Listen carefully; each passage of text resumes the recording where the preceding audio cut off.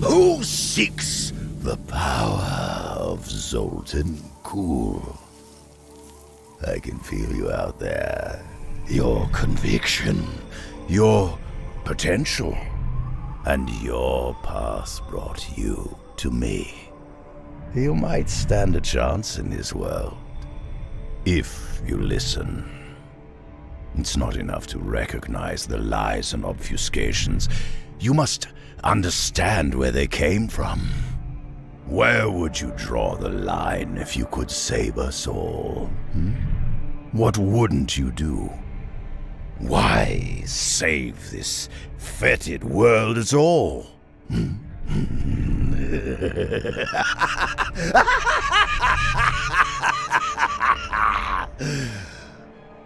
I can tell you're not convinced. Respect the effort I am making for you, for humanity. And know this, I do not lie. Why lie when the truth is far more entertaining? What should I tell you? Perhaps about Tyrael's little band of ostriches? Oh, I was one of them, until they expected me to bury my head in the sand with them, to be content with their arbitrary limitations and ignore what was irrefutable. So, they buried my head for me.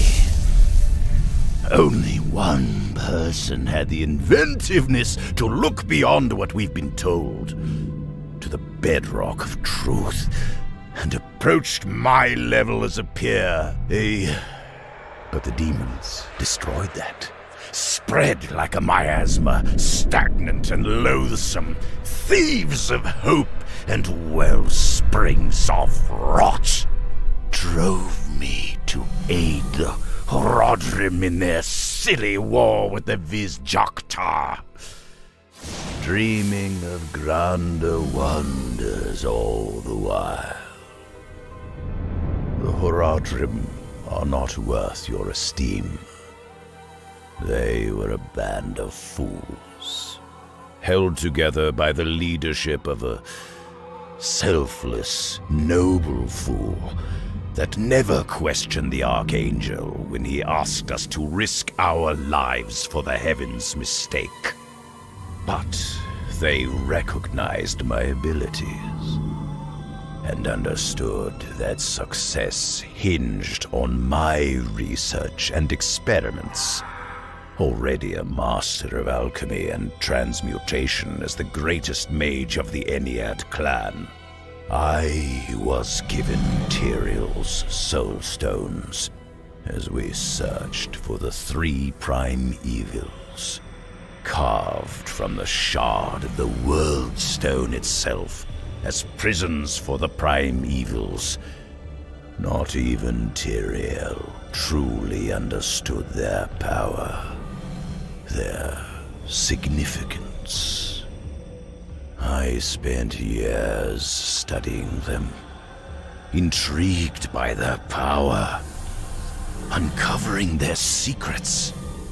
Creation echoes in the stones.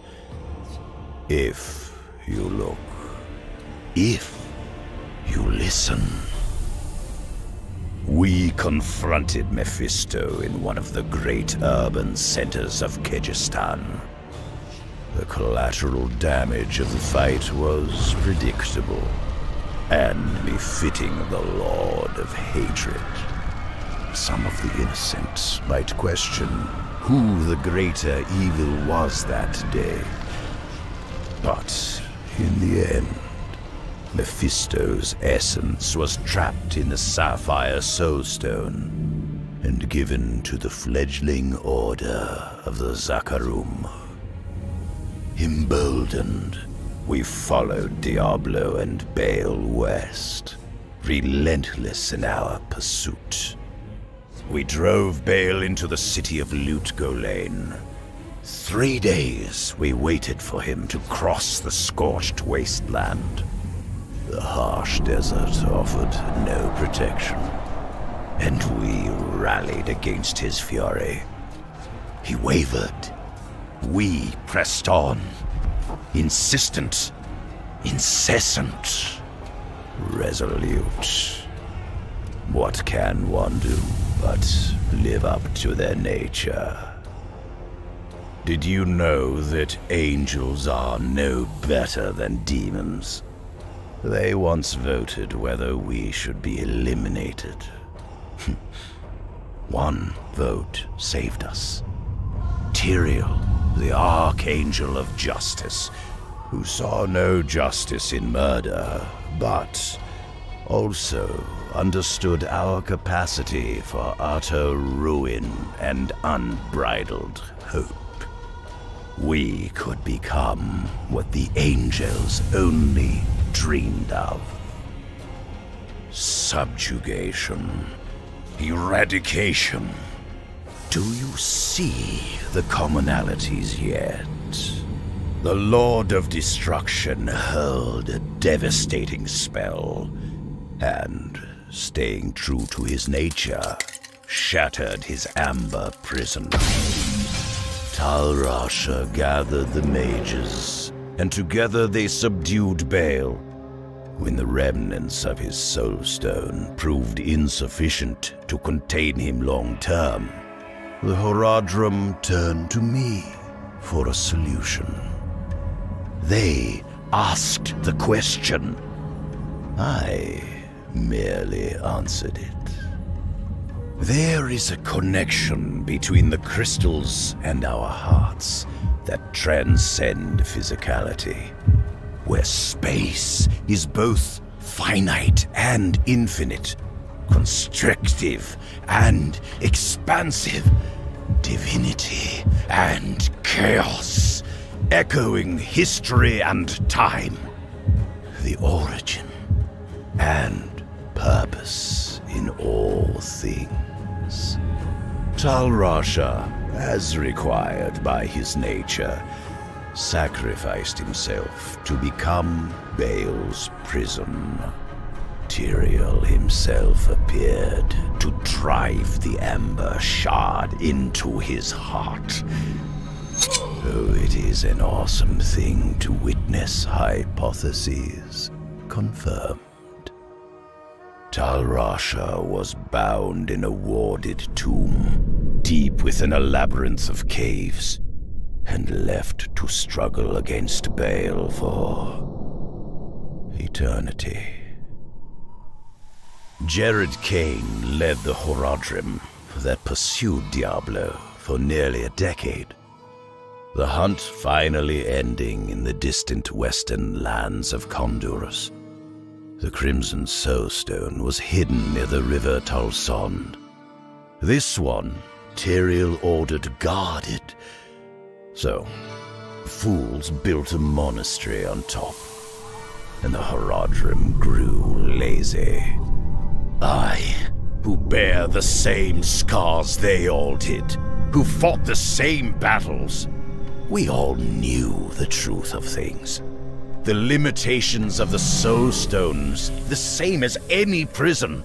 The fools declared the evils sealed away, never to trouble us again, buried beneath the sand. Astounding that no matter how much one wants something to be the truth, that doesn't make it so. I tried to warn them. They didn't listen to me. Perhaps someone will learn from their mistakes. I left Tyrael's magicians to their manufactured sense of security, and returned to Kyrgyzstan to pursue my greatest work, my legacy, my gift to humanity. The creation of a soulstone is a complicated task, requiring much research and experimentation. I had to sacrifice much to make one, Have you ever been on the precipice of apotheosis, of the culmination of your greatness, only to have short-sighted sycophants ruin it? The Black Soulstone was designed to contain the essence of demon and angel alike within it. With the power of the high heavens and the burning hells, I could usher in a golden age, elevating humanity to our rightful place as the inheritors of Anu. In ancient times, our kind possessed power unmatched in this dreary age. The angels could not control us. The demons could not dominate us. They feared us. Our liberation lies in power, for we embody Anu's reunification. And with the Black Soulstone, the heavens and the hells could be brought low, and humanity could rise, unchallenged, unrestricted. But the Horadrim, led by Ibn Fad, could not accept the truth of our destiny, and were sent to silence me.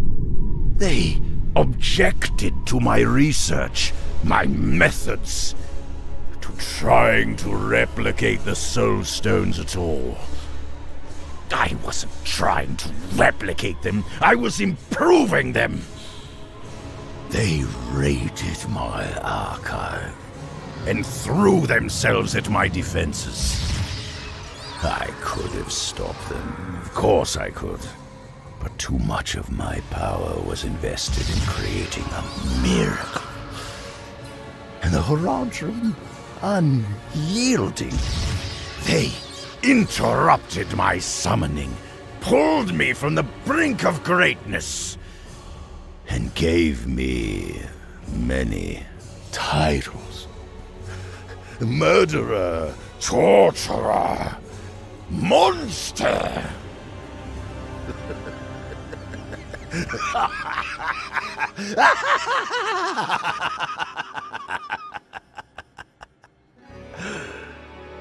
They decided I should die for their hypocrisy. It helps to have the ability to execute one's plans. It's not like I didn't see it coming, though.